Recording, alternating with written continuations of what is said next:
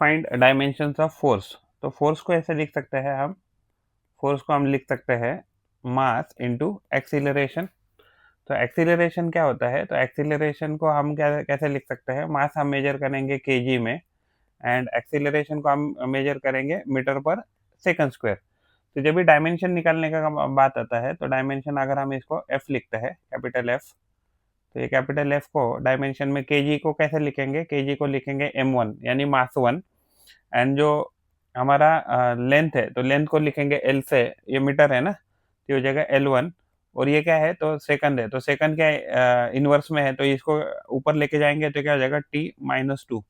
तो जो हमारा फोर्स है, तो फोर्स का डायमेंशन क्या बनेगा, तो ये बनेगा m1 L1 T-2। वैसे ही अगर हम देखें, तो अगर हम प्रेशर का डायमेंशन निकालते हैं, तो प्रेशर कैसे लिख सकते हैं हम, प्रेशर हम लिख सकते हैं, प्रेशर को लिख सकते हैं फोर्स पर यूनिट एरिया। अभी हमने फोर्स के डायमेंशन निकाले हैं, तो फोर्स के डायमेंशन क्या हो जाएगा, तो ये तो ऑलरेडी न्यूटन है, तो ये तो क्या हो जाएगा, इसके डायमेंशन तो हमारे पास है m1 L1 T-2 है। वैसे ही अगर हम एरिया की बात करें, तो एरिया को हम कैसे लिख सकते हैं, लेंथ स्क्वायर यानी एल स्क्वायर हम लिख सकते हैं। तो ओवरऑल अगर एल ऊपर जाएगा, तो ये जो प्रेशर है, तो प्रेशर का यूनिट क्या बनेगा, m1 L-1 एंड T-2। तो ये किसके यूनिट बने, तो ये बने प्रेशर के यूनिट बन गए।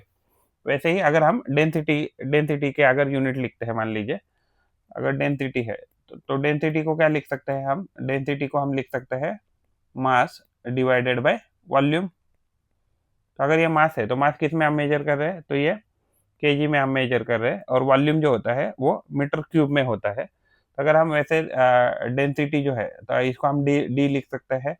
तो डेंसिटी जो है, अगर हम डेंसिटी के अगर डायमेंशन निकालें, तो यहाँ हम डायरेक्टली डेंसिटी भी लिख सकते हैं।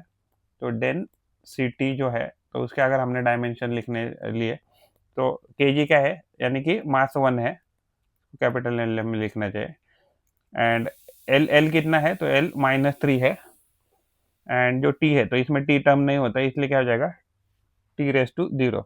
तो ये हमने तीनों डायमेंशन जो है, तो इसमें से जो खास करके जो फोर्स का जो डायमेंशन है, तो फोर्स का डायमेंशन हमें क्या है, कंपलसरी याद होना चाहिए फोर्स का, एंड हम कह सकते हैं वर्क का, तो वर्क का भी हम निकालेंगे।